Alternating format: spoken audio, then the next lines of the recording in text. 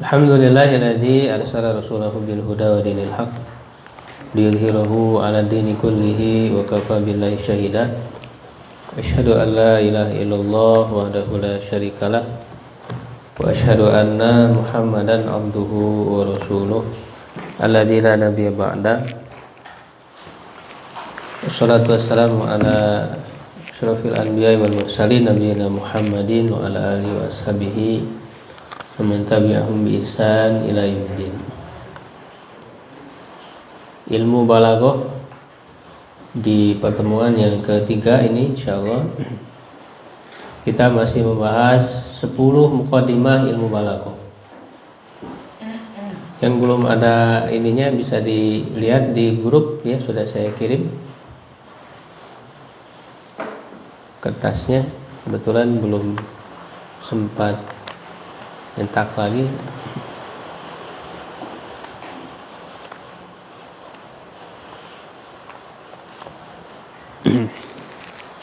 Ada di itu di grup ya, di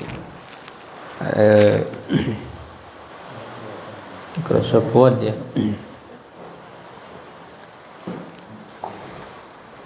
Sebelumnya kita membahas tentang al-wadi ya, peletak ilmu balaghah. Kemarin agak sedikit terpotong di video yang terakhir itu.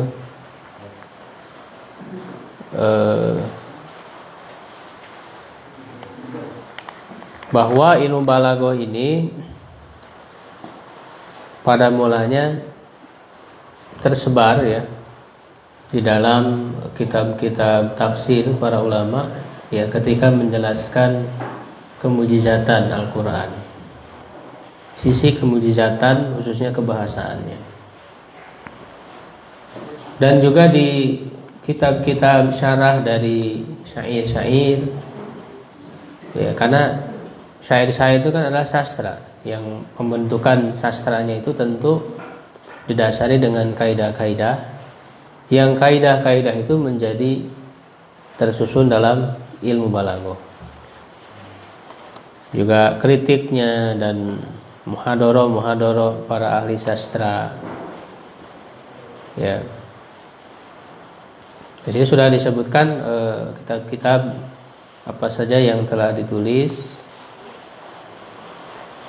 ya, belum disusun secara khusus ya, sampai yang pertama kali cuman sangat sedikit sekali bagian ya dalam ilmu balaghah itu Ibnu Mu'taz ya, dia hanya menulis 17 macam ya dalam ilmu badi ya, tetapi yang cukup lengkap menuliskan dalam bidang ilmu balaghah yaitu Syekh Abdul Qahir Al-Jurjani ya, wafat tahun 471 Hijriah. Nah ini sehingga dianggap bahwa Syekh Abdul Qahir Al-Jurjani ini adalah yang pertama kali menulis dalam bidang ilmu balaghah. Jadi dia disebut wadi'nya. Dalam dua kitabnya yang terkenal, Dalailul Ijaz ya, Dalailul Ijaz itu memuat ilmu ma'ani, dan Asrarul Balaghah itu memuat ilmu bayan. Itu dua ilmu pentingnya, ilmu ma'ani dan ilmu bayan, dan satu lagi ilmu apa? Ilmu badi. Cuman badi itu pelengkap saja ya, sebagai ekornya disebutnya itu zailnya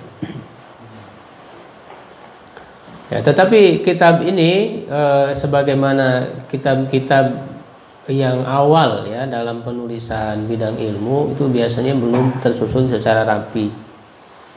Jadi masih pembahasannya, permasalahannya masih belum rapi ya. Nah maka datanglah ulama berikutnya yang menyusun secara lebih rapi dengan sistematis gitu ya, apa dulu yang didahulukan ya gitu, dengan susunan-susunan yang berdasarkan dengan logika yang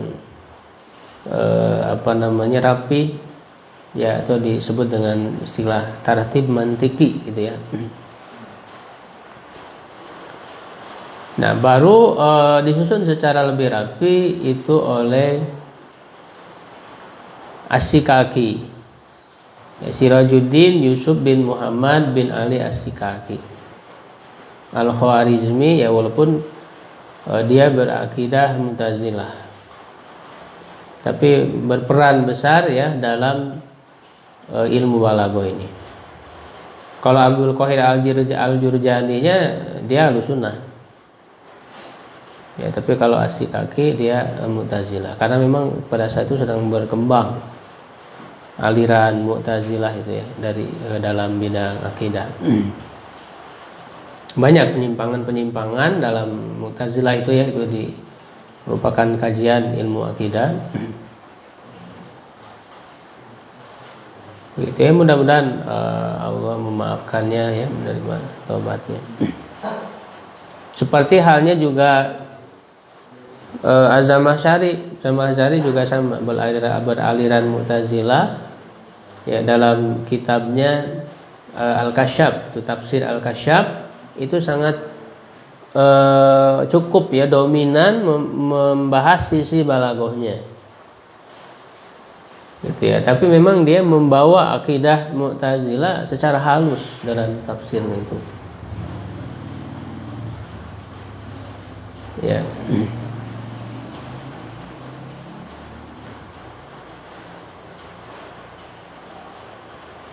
Sehingga Mu'tazilah itu banyak menafikan sifat-sifat Allah yang ditetapkan ya, karena mengikuti logika mereka ya, logika akal mereka ya. Ya, kalau dikatakan Allah Sami'un, mendengar, itu berarti kan sama dengan makhluk juga mendengar, sehingga mereka tidak menetapkan adanya sifat Sam'un, mendengar, Allah mendengar. Jadi Sami'un itu ya sudah Sami'un saja, tidak diartikan, karena dianggap serupa dengan makhluk. Padahal mendengarnya makhluk dengan mendengarnya Allah beda.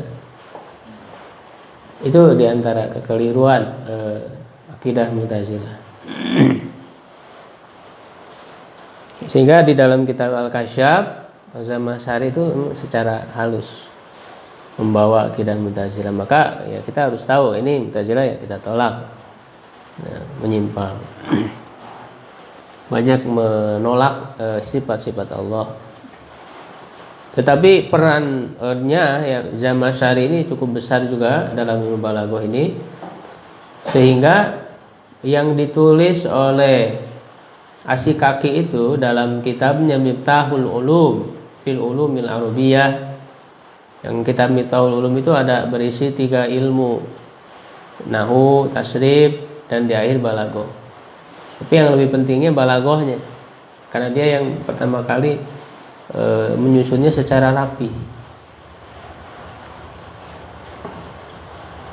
Ya, nah di dalam kitab Miftahul Ulumnya itu ya dia meringkas ya, mengambil dari kitabnya Al-Jurjani tadi, dari 2 kitabnya Dalailul Ijaz dan Asrarul Balaghah, disusun secara lebih rapi, dipilih dari sana ya dengan thariqah ilmiah, metode yang ilmiah yang layak untuk dijadikan pengajaran, untuk dihafal ya. Yang dia juga mengambil dari tafsir Al-Kasyaf tadi, Az-Zamakhsyari. Nah, sehingga kitab Miftahul Ulum ini menjadi pegangan bagi para pelajar untuk ilmu ini, ilmu balaghah ini. Itu sebagaimana dijelaskan oleh Syekh Muhammad Thahir ya, bin Ashur dalam kitab beliau ini ya, Mujazul Balaghah, dalam kitab Mujazul Balaghah. Lalu saya tambahkan di bawah itu, intaha kalam Syekh, perkataan saya selesai sampai di atas. Nah, saya tambahkan wa qultu summa ba'da aja ba'dahu Qadil Qudad Jalaluddin Muhammad bin Abdul Rahman Al-Quzwaini. Itu tahun 666 lahirnya, wafatnya 739 Hijriah. Apa yang beliau lakukan? Lakhassa Miftahul Ulum, beliau meringkas, ya, mentalkhis, meringkas, mengambil intisari dari kitab Miftahul Ulum tadi. Jadi dari kitab Miftahul Ulum diringkas, ya, dipilih fi kitabihil ladzi sammahu, dalam kitabnya yang dia namakan Talkhisul Miftah. Talkhis itu ringkasan. Ringkasan dari kitab Miftahul Ulum.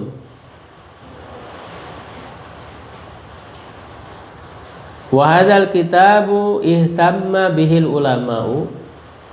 Kitab ini, ya, dianggap penting oleh para ulama, sangat diperhatikan oleh para ulama, ihtimaman kabiran, ya, dengan perhatian yang besar. Wa kathurat syuruhuhu, banyak syarah-syarahnya, penjelasannya itu banyak. Syarah dari kitab Talkhis ini banyak sekali. Bil idhofah ila kitabihil akhar, ditambah, ya, dengan ditambah kitabnya yang lain fil balaghah, dalam ilmu balaghah, wa huwal idah fi ilmil balaghah, ya, yaitu al idah fi ilmil balaghah. Jadi Imam Al-Quzwaini, beliau seorang qadi, hakim, ya, hakimnya para hakim, qadil qudot. Al-Quzwaini ini menulis dalam ilmu balaghah tadi Talkhisul Miftah dan Al-Idah fi ilmi balaghah. Di Al-Idah itu banyak tambahan-tambahan dari beliau yang tidak ada di kitab At-Talkhis.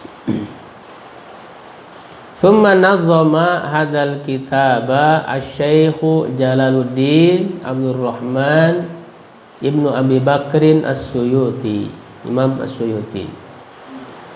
Ya, lahir tahun 849 Hijriah, wafat 911.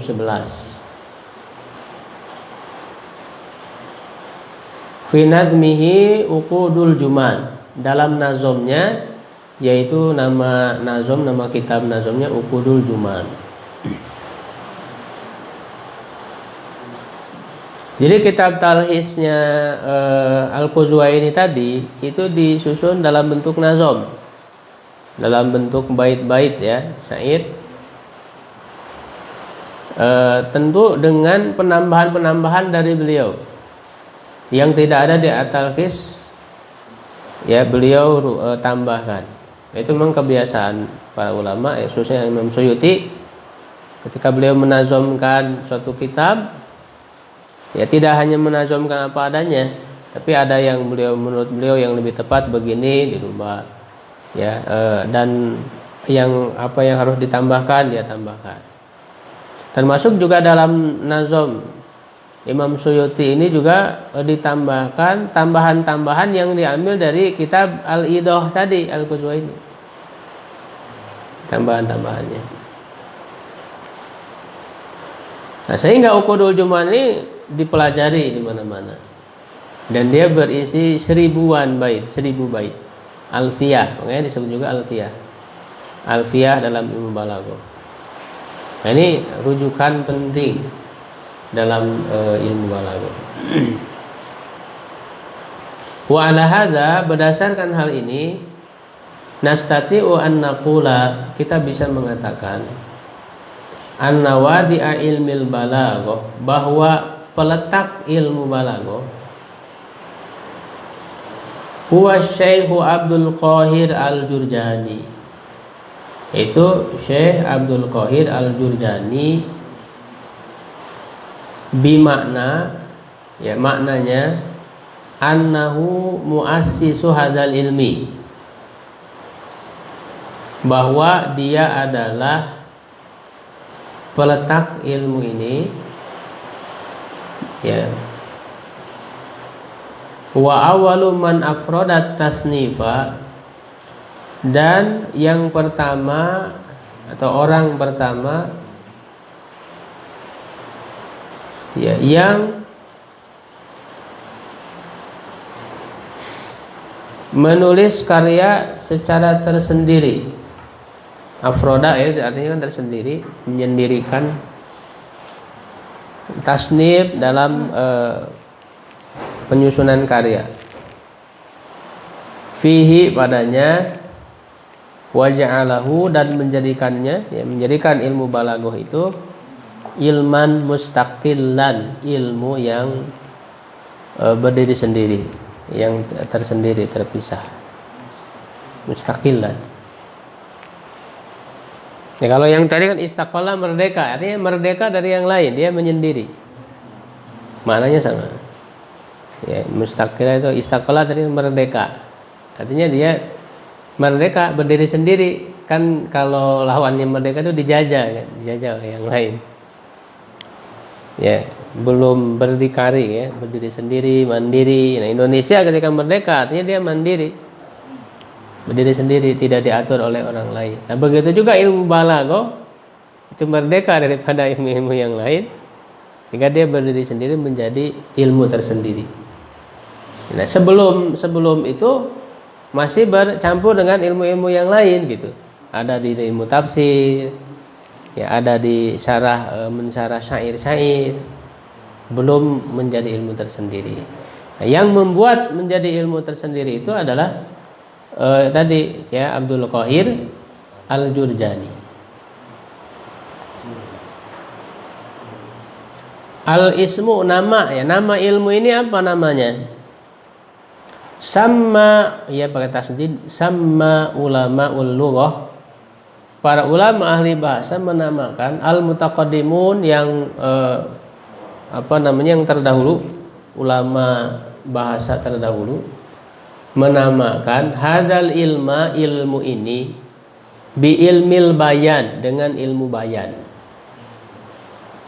Jadi kalau ulama terdahulu ada yang menamakan dengan ilmu bayan. Jadi ilmu bayan itu maksudnya ilmu balaghah. Dan nanti ilmu bayan menjadi salah satu dari pembahasan ilmu balaghah.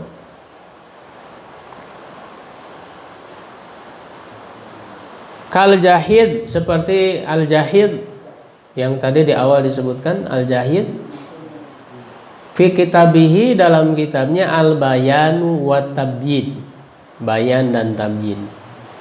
Nah, bayan dan tabyin ini juga membahas ada sisi ilmu balaghahnya.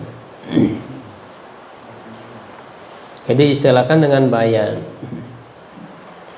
Wa ba'da dzalika, dan setelah itu sammahul ulama'u, para ulama menamakannya bi ilmil balaghah, dengan ilmu balaghah.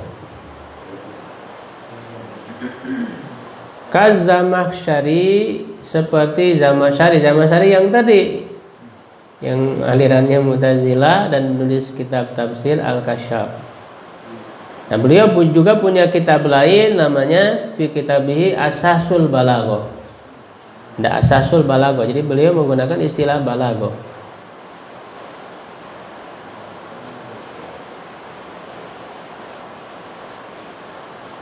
Wasara ilmul balaghati, dan ilmu balaghah menjadi, sara menjadi, mustamilan mencakup, ala salasati ulumin, kepada 3 ilmu, hiya yaitu al-ma'ani wal bayani wal badi'. Jadi 3 ilmu, ma'ani, bayan dan badi.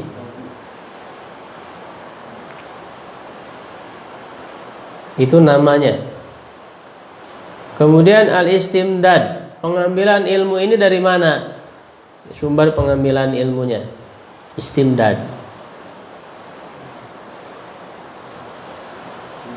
Ustumidda, ini dimajhulkan bacanya, ustumidda. Tapi kalau istamada berarti dia wazannya apa? Tadi kan sudah dibahas, istamada, istaf'ala. Bentuk mudho'af itu ada tasdidnya, istamada. Itu mudho'af, wazannya istaf'ala yang tadi. Ya, tasrifnya kan berarti istamada yastamidu istimdadan, masdarnya istimdadan, mustamidun, mustamandun. Terus fil amrnya istamidda la tastamidda mustamadun, ustumida, yustamadu. Harus diingat, baru aja tadi belajar.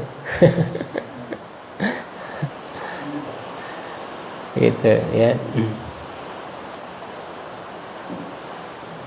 Artinya diambil ya ilmu ini, hadal ilmu, sumber pengambilan ilmunya satu minal Qur'anil Karim, dari Al-Qur'anul Karim. Jadi dari Al-Qur'an banyak ilmu-ilmu yang dilahirkan dari Al-Qur'an. Misalnya ilmu-ilmu bahasa, sebelum turunnya Qur'an belum berkembang bahasa Arab itu. Ya, hanya mereka buat syair-syair ya sebagainya. Gitu. Setelah turun Al-Qur'an, datangnya Islam, itu semakin berkembang bahasa Arab itu. Karena dia harus dipelajari oleh seluruh orang Islam. Meskipun dari bukan orang Arab. Ya, apalagi ketika Islam tersebar di berbagai negeri, mau tidak mau mereka harus belajar. Nah, bagaimana mengajarkan bahasa Arab itu kalau tidak dibuatkan kaidah-kaidahnya? Ya, akan sulit. Ya, akan sulit. Nah, maka itulah kemudian mendorong para ulama untuk menuliskan itu. Lahirlah ilmu tasrif, ilmu nahwu, ilmu balaghah dan sebagainya. Jadi dari Al-Qur'anul Karim. Yang kedua, sunnah nabawiyah. Kalau Al-Qur'anul Karim jelas di situ berisi kemujizatan, bahasanya sangat indah, sangat sesuai dengan kondisi manusia, bisa memberikan sentuhan-sentuhan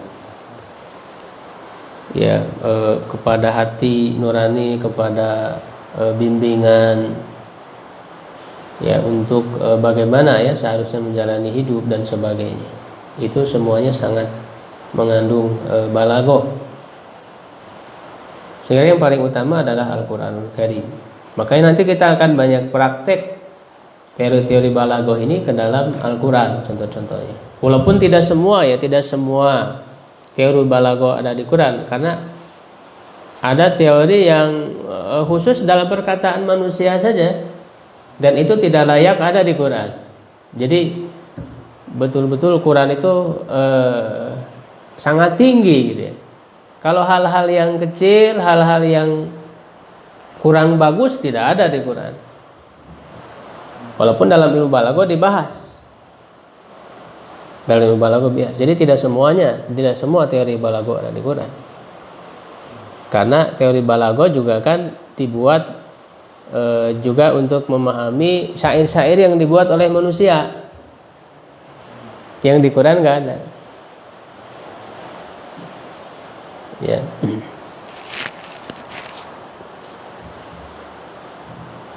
Nanti ada contoh-contohnya yang tidak dibahas sekarang.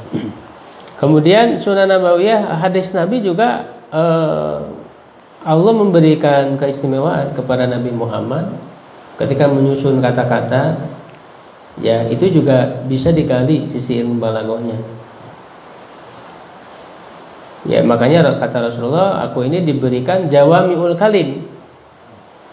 Ya kan, jawami'ul kalim. Jadi jawami'ul kalim itu kata-kata yang ringkas tapi bisa mencakup makna yang luas. Ya kan, kata-kata ringkas mengandung makna yang luas, sangat rapi gitu ya. Walaupun tentu kemujizatannya di bawah dari Al-Quran tentu ya. Karena dia redaksinya dari Nabi, tapi maknanya tetap dari Allah, wahyu dari Allah, hadis juga. Wa ma yantiqu anil hawa in huwa illa wahyu yuha. Nabi Muhammad tidak berbicara atas dasar hawa nafsunya. Ya, tiada lain melainkan itu adalah wahyu. Jadi tetap hadis juga wahyu, cuman redaksinya dari Nabi. Ya, kalau Al-Quran kan langsung dari Allah redaksinya. Sehingga di bawah ya kemujizatannya daripada Al-Quran. Walaupun tentu kita meyakini ya pasti benar. Quran pasti benar, hadis ya selama hadisnya sahih ya bisa dibuktikan kesahihannya. Nah, itu pasti benar. Tidak mungkin mengandung kesalahan. Makanya hadis, Quran dan hadis ini menjadi sumber utama bagi ilmu-ilmu bahasa Arab. Ya, ilmu tasrif, balaghah, ilmu nahwu, semuanya bersumber dari Quran. Ya, karena kalau suatu kata ada di Quran, disebutkan di Quran, berarti itu kata-kata itu fasih gitu ya. Kata-kata itu fasih. Tidak syadz, tidak lemah. Ya, kemudian asar khulafair rasyidin. Asar di sini maksudnya riwayat-riwayat, ungkapan-ungkapan yang diriwayatkan dari khususnya khulafair rasyidin. Abu Bakar, Umar, Utsman, Ali. Karena para sahabat itu bahasa Arab mereka itu masih murni. Sehingga bisa dijadikan sebagai sumber bahasa Arab. Ketika di zaman para sahabat, bahasa Arabnya masih murni. Makanya kalau ada perkataan sahabat, itu pasti kata-katanya itu. Bahasa Arabnya masih murni. Nah, khususnya di Khulafaur Rasyidin ini disebutkan karena mereka kan khalifah, memimpin dan sering membuat menyampaikan pidato kekhalifahan. Itu dari pidato-pidatonya itu kan kita lihat bahasa mereka. Bahasanya itu pasti indah, mengandung balaghah di situ. Maka dia sebagai sumber ya dari perkataan para sahabat Khulafaur Rasyidin khususnya. Nah, itu bisa dibaca di arah yang menyebutkan tentang khususnya yang lebih banyak itu Ali bin Abi Thalib ya, itu banyak. Sampai ada yang menuliskan secara khusus dinisbatkan kepada perkataan Ali itu nama bukunya Nahjul Balaghah. Itu dinisbatkan kepada Ali bin Abi Thalib, tapi itu tidak semuanya perkataan Ali bin Abi Thalib. Justru perkataan Ali bin Abi Thalib itu sedikit. Yang banyak yang lainnya bukan perkataan beliau, tapi itu sangat bagus kata-katanya sebagai contoh penerapan ilmu balaghah. Itu bagus ya. Walaupun kita meyakini tidak semuanya perkataan Ali bin Abi Thalib dalam buku Nahjul Balaghah itu. Wa khutabail masyhurin, para ahli pidato yang terkenal. Jadi selain Khulafaur Rasyidin banyak para ahli-ahli ya dalam bahasa yang mereka membuat pidato-pidato ya gitu, termasuk pidato-pidato misalnya untuk membangkitkan semangat perang gitu ya, itu kan ada tercatat pidato-pidato mereka. Nah, pidato itu sangat bagus sekali.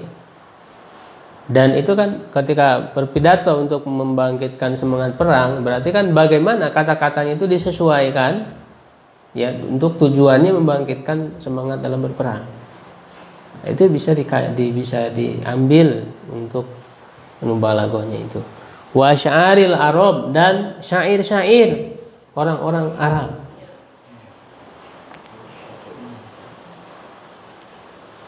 Syair-syair orang-orang Arab. Nah, ini menjadi ilmu tersendiri, ilmu syair. Itu dari mulai syair-syair jahiliyah. Syair jahiliyah itu menjadi dalil dalam bahasa Arab. Syair jahiliyah itu, walaupun ya kontennya, isinya ya tentu banyak yang bertentangan dengan syariat Islam. Ya karena mereka jahiliyah. Misalnya minum Homer, mengagung-agungkan Homer ya. Ya karena mereka jahiliyah, tapi yang kita ambil itu bahasanya. Bahasa yang digunakannya, oh ini bahasa ini fasih. Kosakata yang digunakannya itu maksudnya yang dijadikan dalilnya, bukan isinya. Kalau isinya ya kontennya ya banyak yang bertentangan. Karena mereka jahiliyah gitu ya. Makanya kalau kita membaca tafsir, kaji tafsir, ketika menjelaskan makna dari suatu kata dalam bahasa Arab, itu kan berdalil dengan syair. Coba baca tafsirnya Ibnu Katsir, penuh dengan syair, ada syair.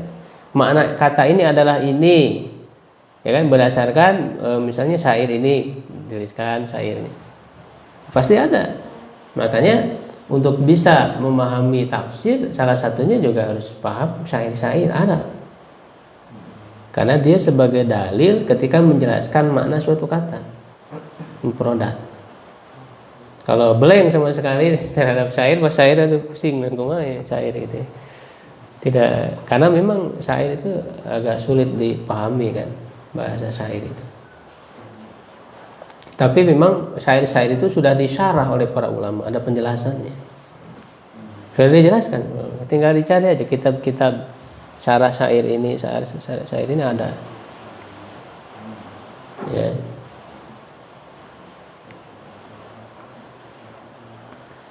Nah, dari syair-syair itu diambil ke sisi-sisi keindahannya, ya, begitu, sisi-sisi kesesuaiannya dengan kondisi, ya, mutabaqatul hal sudah kita bahas dalam pengertian mubalaghah, maka dijadikanlah kaidah. Wa adabihim, dan sastra-sastra mereka. Tidak hanya dalam bentuk syair, tapi juga dalam bentuk nasr. Di dalam bahasa perkataan Arab itu ada dua, ada syair, ada nasr. Kalau syair itu ya syair, begitu ya. Kalau nasr itu ya perkataan biasa, nasr. Selain syair, gitu ya. Al-hukmu syar'i, hukum secara syariat. Nah, hukum mempelajari ilmu balaghah ini hukumnya apa secara syariat? Nah, setelah kita mengetahui kedudukannya yang penting ilmu balaghah untuk bisa memahami bahasa Arab, memahami Quran, hadis, memahami ajaran Islam, maka hukmu ta'allumi hadzal ilmi, hukum mempelajari ilmu ini fardu kifayatin, fardu kifayah. Fardu kifayah maknanya apa? Wajib yang bersifat perwakilan, gitu ya. Jadi kalau sudah ada sebagian dari kaum muslimin yang mempelajari ilmu balaghah, ya berarti yang lain gugur dosanya, tidak berdosa. Tapi kalau misalnya dalam suatu negara, katakanlah satu negara ya, atau kalau memang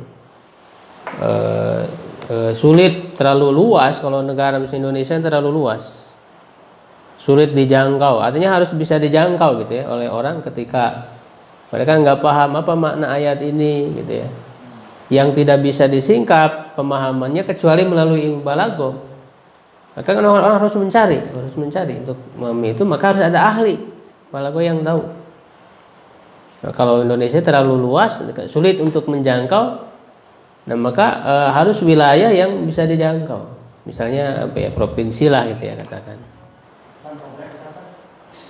Ya itu komplek makan dekat gitu. Masih satu provinsi Jawa Barat masih bisa kejangkau, Pak. Ya kan? Dari Cimahi ke Bandung, ke Tasik, ke Garut, kemana itu masih bisa dijangkau dalam satu provinsi Jawa Barat. Kalau udah keluar provinsi kan itu lumayan jauh, bisa agak sulit untuk menjangkau. Nah, dengan bantuan media, tapi bisa saja kurang bisa tidak maksimal. Dikhawatirkan kalau melalui media bisa tidak maksimal. Melalui tulisan takutnya salah paham, ya kan? Melalui Zoom kadang-kadang sinyalnya kan gitu ya, jadi putus-putus kan gitu, nggak jelas.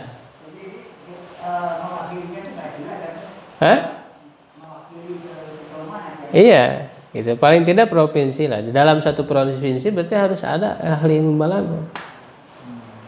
Sehingga ada orang-orang Muslim di provinsi itu yang membutuhkan untuk mengetahui makna misalnya dari Al-Quran atau hadis yang itu tidak bisa dipahami kecuali melalui ilmu balaghah. Ya, maka harus ada ahli balaghahnya supaya datang kepada ahli balaghah itu dan menanyakan.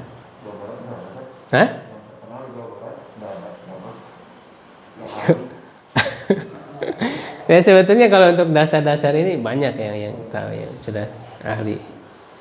Ya, begitu. Kitab-kitab juga ada kan di pesantren-pesantren, itu sudah dipelajari, insyaallah tidak terlalu sulit.